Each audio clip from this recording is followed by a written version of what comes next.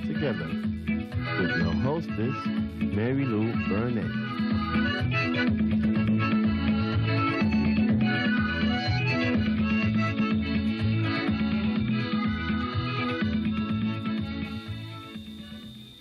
Welcome to another Getting Together. I recently had the pleasure of reading the book Now It Can Be Told, written by Mr. Ogese T McKay. Mr. McKay was born on the island of St. Croix on November 3rd of the year 1896, and he has experienced almost a century of history between the Danish Virgin Islands and the American Virgin Islands when he was a younger man. I'm happy to have with me my guest, Mr. McKay, who is now a 98-year-old old man, and he calls himself the Century Kid. Welcome, Mr. McKay. Thank you. I said the Century Kid because that is what you actually use in the ending here of your book, yes. Talking about the fact that you have now lived in 2 centuries, yes. And you have a hope that you are expressing, I should say, quite strongly in how what you see for yourself in the years to come. That's right. Let me ask you just a little bit about your health. How do you feel? Tip-top, where health is concerned. Uh-huh. I had a physical examination 2 weeks ago, and it came out tremendous. Do you have any longevity secrets you want to give us here while we're all sitting in pure admiration looking at you? Oh, yes. If you stretch your hand out. Yes, there. I would like to inject my longevity into your arms. Why, thank you. Why, thank you. I'm feeling it flowing through, too, you know. You have such a strong handshake. Thank you. Thank you. In reading the title of your book, I announced that you have written it, Now It Can Be Told. I almost want to think that you're telling us that longevity gives a certain right, in that you've called the book Now It Can Be Told. Yes. My question is, why now? Because that's very, very important to say now. Because if I waited a little later, then it was something else. Okay, does it have anything to do with the people that you talk about and the experiences, and it's better to be told later than it would have been to be told before? Well, sometimes it comes up that you would want to defray a little. But as I said, it is now it can be told. Everything in the book, now it can be told. Are there people in this book yes. that you at all had to protect with anything that you had to say? Oh yes, there are many of them in that book. That you had conversation. Yes. Many of them are conversations, and that's why I brought it out, to show that that everything is going to be as said in that book. I noticed that you explored a few painful memories. In one of them being the official changing of your name. You talk about that. Oh, yes. Your name once was spelled McKay. How did you then say it? No, it was McKay. Oh, McKay. McKay. And you had it officially changed? It changed, yes. The reason of that is that my father never supported me, and his name is McKay, and I felt that why should I continue to carry that name, and he has never supported me. And so while I was in the United States Navy, the roll call used to be McKay, McKay, and some did it so sweet as to say McCoy. And it was really officially changed there to McKay. And from then on, that's what it was. In fact, I like to read, I think it is on page 7 here of your book, it says, and in terms of referring to the painful memory, all those years going barefooted did have some anger in me, knowing it was my so-called father's irresponsibility. Yes. Well, at the age of 8, I went to see him, and he gave me some money, but I don't remember how much it was, but whatever it was pennies at that time, because this was 1917, and that money was flowing too much around. And so I was barefooted, and it didn't have no impression on him as a father to see his son barefooted. I was the one that make that change as that barefooted boy. My godfather, Osmond Roberts, he was the one that stepped in and put me on the payroll at the age of 18 as a carpenter substitute. But before that, what I want to say is that this barefooted boy, it wasn't his father or his mother or even my godfather that gave me that money for it. It was monies that I made, work that my godfather gave me to do, and that compensated me to purchase the shoes that I wore for $5.98. In fact, you talk about that. Yes. That was the price that I paid. And that was the continuation of my life. Let me ask you, if you can, to address the kind of anger then that it created in you in two young fathers of today that are showing the same type of irresponsibility that you talk about. Yes, because the business about young boys or young men getting children and being irresponsible, using the word that you use, is not an old thing of the past. It is very much a present thing. It still happens. Could you talk about that anger so that maybe it could make a difference, even if it was just one that would understand? Well, there was anger, but at the same time, in the book, I say I have no ill will against him, my father, for not supporting me. And that was a continuation of that. So you resolved it, obviously. Yes, that's right. But in terms of the anger that it created, it's one that each child possibly could feel towards a father that is irresponsible. But you see, that dissolved to a certain extent where I was concerned, because I wasn't thinking about that anymore. I just went ahead and do what I want to do and better my conditions through my work. Okay, and there's no question about that. That's right. And we're going to talk about your work in a little bit. The many things, in fact, that you did. There's another painful memory that you explore in your book, and that's the question of illegitimacy. Yes. In that you felt that there was a time when it actually was used against your getting a position that you felt you were entitled to get. Well, that could have been in my school days.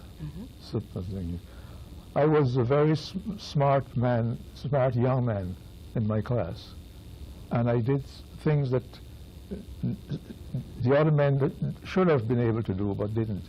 And in one case where the teacher, Mr. Smith, wanted to elaborate on the blackboard certain things in geography, and he would make his circles out of place. And as a young carpenter, I made an instrument that could make that circle perfect. There were other young men in the class could do it, but they did not. And so I was the one that made that instrument for my teacher, Smith, to make that circle. And it was something I endeavored into me to do it. So you're saying that you were able to do more than others, but yet there was at least one time when you were considered to be not like the others just because of the fact that you were illegitimate. Illegitimate, the fact that, for instance, later on, then there are, the grade was no higher than 8th grade during the Danish administration. Yes. And later on, when the Americans take over, then it went up to the 12th grade. And what I'm saying is this, that I could have gone with that group, but for the fact that I was illegitimate, to the fact that I was not wearing any shoes at the time. And every other boy in the class that went to the high school was shooted off with this. And that was the situation that made it a little difficult and made me feel angry about it. Yes, you mentioned that very much in your book. In fact, in the very first chapters, you mentioned 3 different times how you felt about this. And I'm glad that we're getting a chance to talk about it, because the truth is we can learn from mistakes, or we can learn from the past. And as you speak to us, there are many that are falling in the same situation, and that could make a difference in their lives just by listening and saying not to, or to change a situation that they have in it. So because of that, I wanted us to talk about that and get your feelings on it for anyone who is listening. You also explore in your book moral values and the changes between the 19th century and the 20th century. You're not comparing them, but since we are living in the 20th century, we can say that you explore differences. The 19th century, one thing, and let me refer to the book here, page 10. I have it. I thought that was quite interesting. You say, Captain White made a visit to our headquarters in Christiansted one day, and among the many things he had to say was that the band's men were not to fool around with the girls that they were not intending to marry. Yes. Well, we have to say in today's 20th century, I don't quite particularly know that a captain would have the nerve to tell his bunch of people that. And in fact, you go ahead. Suppose you tell me. The reason why he did it, in the change of government, from Danish to American, this Captain White wanted to impress the original people, how much the American government felt about that change, and that was the significant part of the whole thing, that he wanted to make. So he was instilling some moral values that under the law he could not uphold. Yes, right. In fact, you challenged it, didn't you? Oh yes. You're not telling me anymore? Well, challenged to the extent that what was happening is that it was something unbearable that may have caused, I mean, that change that they expected that I would make a change on. Yes. It also tells a little bit about your character, didn't it? Oh yes. I mean, you were no pushover in your days. Even today, I could tell you're not a pushover. That's right. Well, as you use the word pushover, I had to defend myself, because, as I said, there was no father behind me, and everything that I went in, it was an open field for me to show that I am the person talking.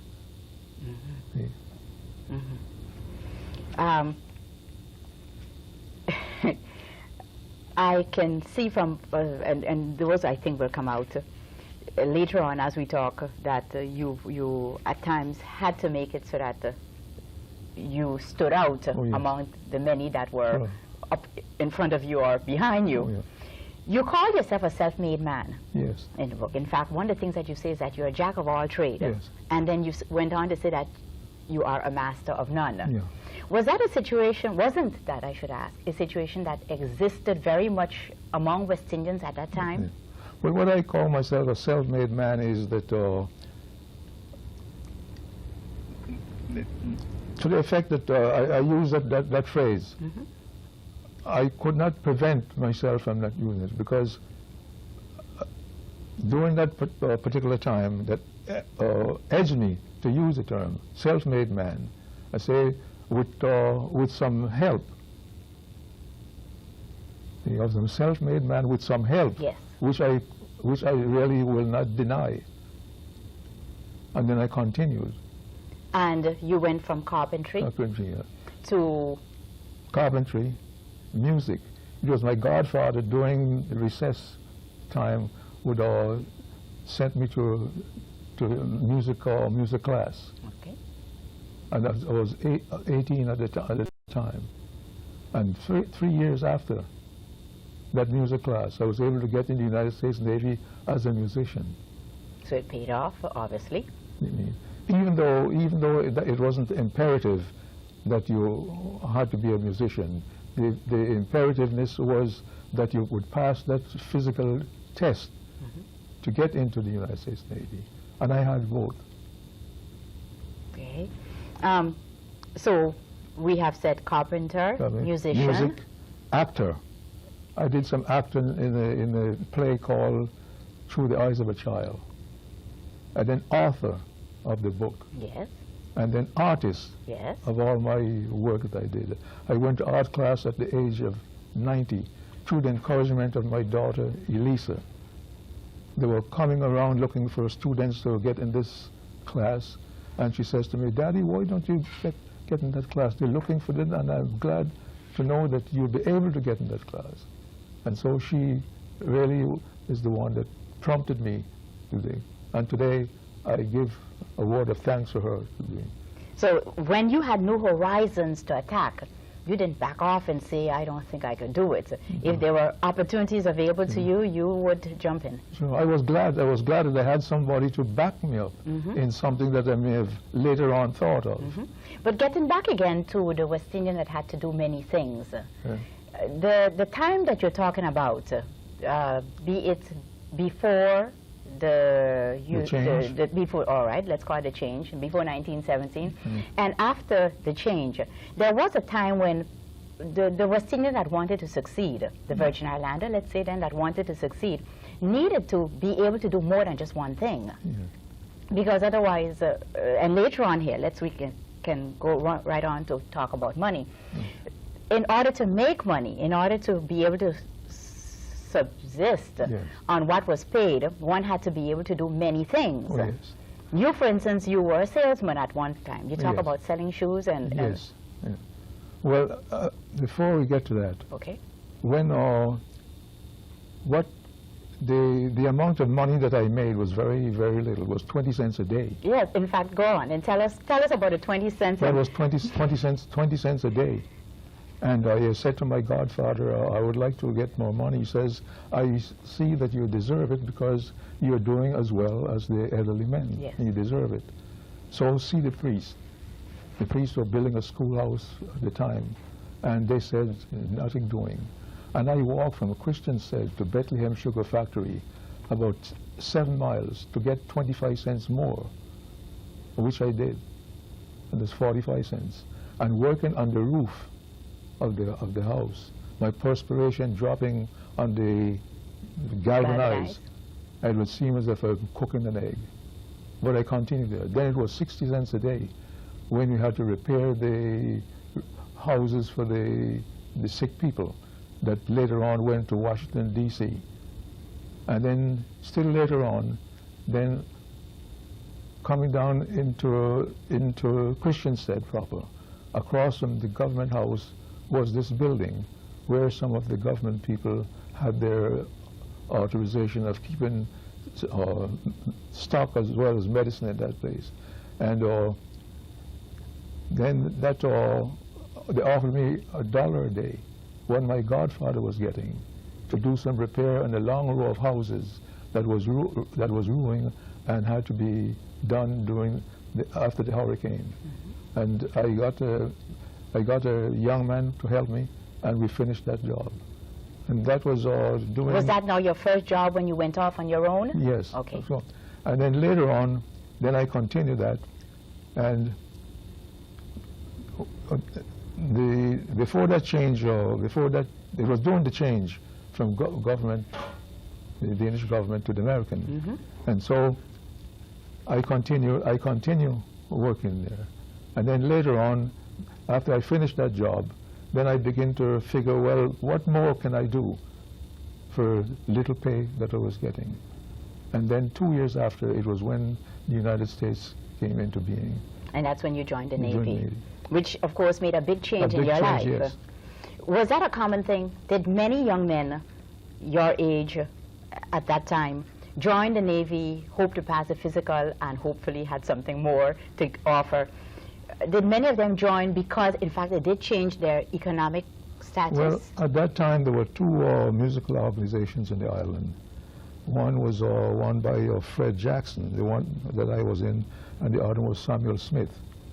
And it was the band that was with Samuel Smith played in the change of bringing down the flag of the Danes coming down, and the American... The Dannenberg, when that was brought down. Yeah. Okay. And it so happened that I was on the wharf and looking steadfastly at what was happening. During that time, it was the two bands used to play on Sunday afternoon. one each day, dividing the Sundays, and so on and so forth. And so it was the band that under Mr. Smith was playing at the time that the changes was made in the flag going up and coming down. And I was there taking in everything at the same time. You have a lot of history that you're able to share with us. And sometimes in reading your book, I wondered, how must you feel about things as you see them today? Just give me an example, since we just talk about money. When your rent was $30 a month, and today you're hearing things like $2,500 for a place, what do you think of? Well, that rent of $30, that was really below what you can talk about. But when you hear $2,500 today, does it send a shock through your system? It is, really. Do you wonder how people could ask that much for a place? That money, yes. But I see that from the time of the change, that things begin to progress. And therefore, in the progression of those things happening, monies had to step in. Values change. Values change. And that was the significance of that change. Do you cope with it well? Well, I had to, like anybody else. That change, I mean, it is a change that did good for everyone, and therefore you wonder why that change didn't take place before. In terms of the fast car and the type of music that is played today and the way the young people are dressing, how do you look at it? Well, to go back, where we lived, for instance, there was no locks on the door. You'd say to the next neighbor, if anyone come looking for us, they'll say, no, we'll be back in a short time, and so on and so forth. And that lasted a very long time. It was people lived well together and respected each other.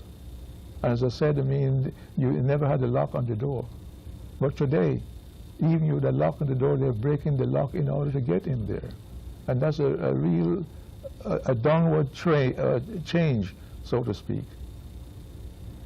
Does it hurt you to see that change? It hurts me to know that, for instance, friends of mine, I mean, is caught in that situation where they're not being molested, but they're really paying for what other people should have been doing.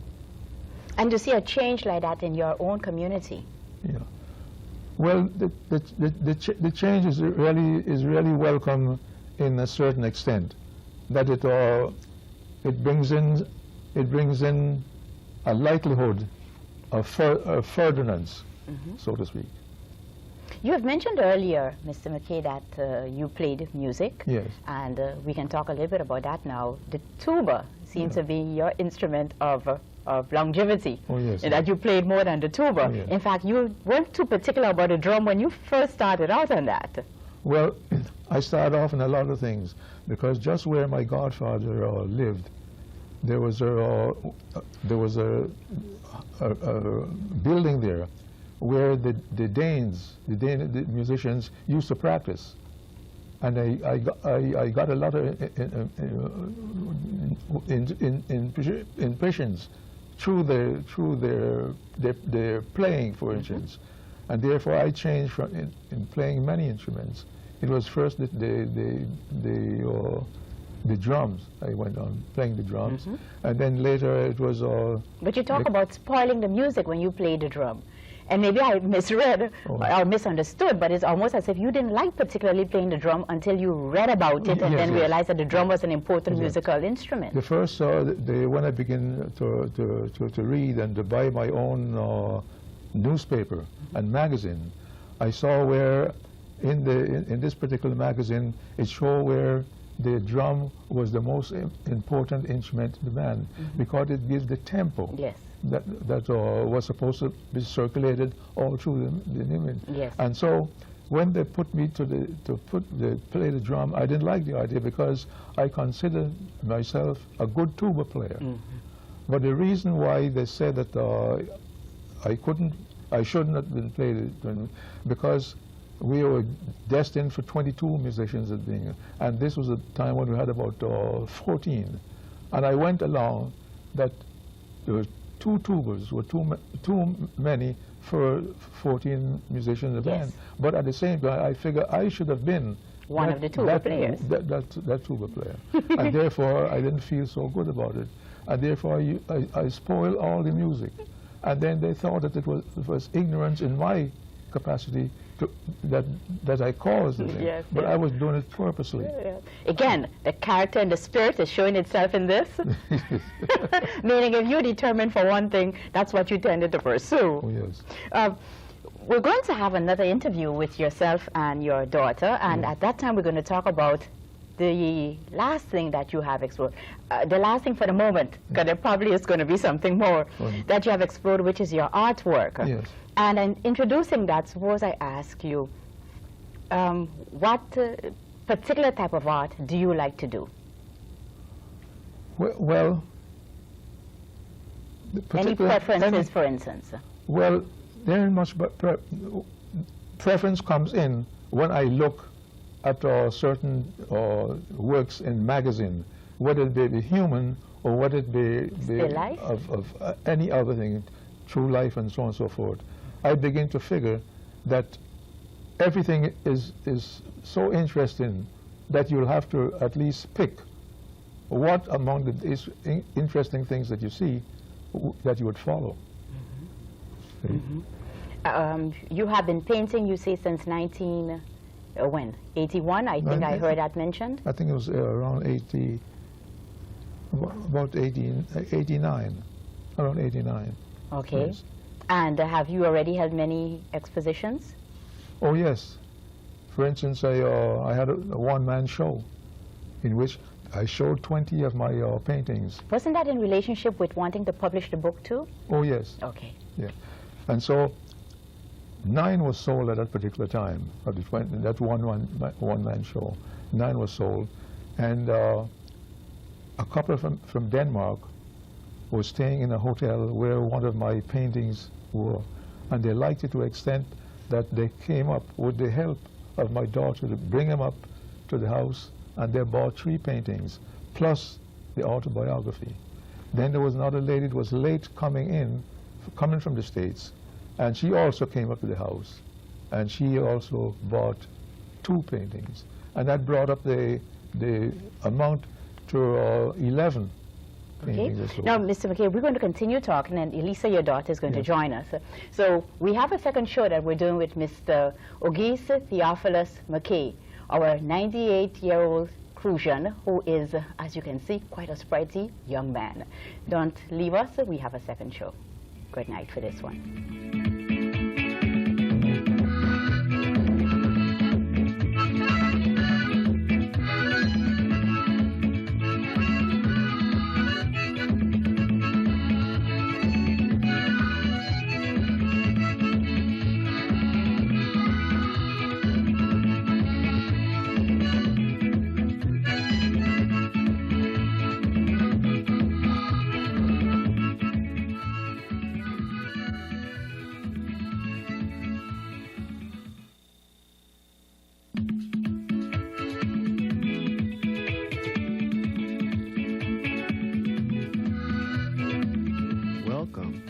Getting Together with your hostess, Mary Lou Burnett.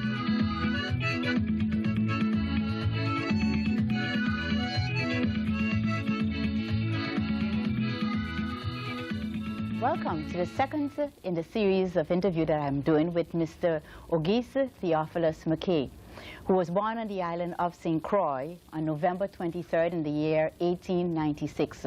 Mr. McKay, at the age of 98, I'm saying 98 because he's in truth 97, but we have discussed insurance age and we have said that he's almost 98, calls himself the Century Kid. And he says in his book that I talked about with him, I was born in the 19th century, living in the 20th century, and barring no accidents and with trust in my Creator, expects to see the 21st century.